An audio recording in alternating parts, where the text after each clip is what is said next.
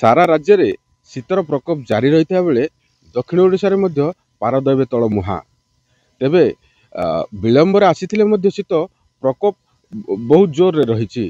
तेबे आज आम अच्छु रायगड़ा जिलार गुणपुर शेफाली पहाड़ रास्तार ये निजक फिट रखापी सकाळु सकाळु व्यायाम करने सहित किए दौड़ुची किए तो पहाड़ चढ़ुची। तेबे आम गहन किसी अच्छा पचारि बुझी नवा कौन रही शीतर अनुभूति।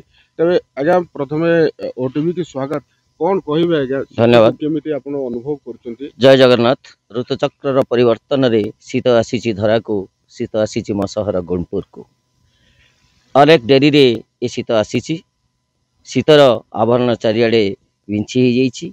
वर्तमान शीतर जो कोहड़ी आसुची ये कोहड़ी रे अनेक दुर्घटना भी घटुची एवं आम शरीर को सुस्थ रखापी आम प्रतिदिन व्यायाम करुचु वॉकिंग करुचु एवं अनेक समय ये शीतर दाउर रक्षा पाइबापी माने प्रत्येक जगार आम निया करी सेठी शीत को माने शीतर उष्णता को आम अनुभव करुचु।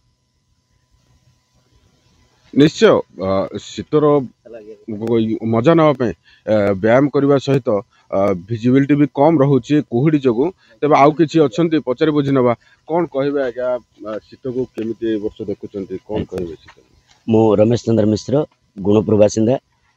बहु वर्षर व्यवधान रे गुणपुर को शीत आसी कारण गुणपुर गोटे गरम अनुभूत सहर से शीतर अनुभव को कहीं हाथ छड़ा करतानी आबाल वृद्ध बनिता शीत वस्त्र बाहर करी बाहर बुली था शीत को अनुभव करते उपभोग करते व्यायाम करने रास्ता कड़े व्यायाम जंत्रपाति सहित व्यायाम करती मिनी स्टेडियम रे खेलती एवं जोग प्राणायाम करती। आमर जो इंडोर स्टेडियम अच्छी से जोग प्राणायाम एवं खेलकूद होता है।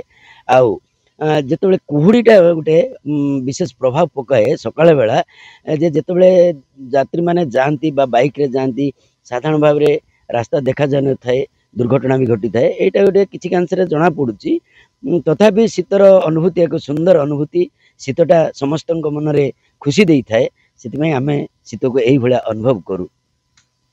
निश्चय भाव में शीतर अनुभूति निरा थी बेले आउ कि रही आम गहन पचार कौन कहे आज्ञा शीत को नहीं। आज्ञा बहुत ठंडा अनुभूत होची कुहुड़ी पड़ुची आउ शीत समय आम आउ एक्सरसाइज करूँ सकाळ सकाळ व्यायाम करूँ आ निजक फिट रखा आम प्रतिदिन एक्सरसाइज करूँ आउ शीतर मजा नौ जो शीत डेरी हेल्ले शीत आम को बहुत खुशी लगुच शीत द्वारा मैंने शीत दिन आम एक्सरसाइज करूँ व्यायाम करूँ वॉकिंग करूँ आउ निजक फिट रखा बहुत चेष्टा करूँ।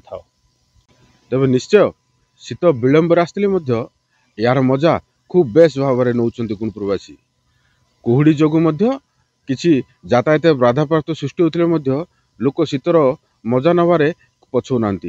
रायगड़ा जिला गुणपुर शेफालीपाड़ रास्तारू राकेश कुमार पाढ़ी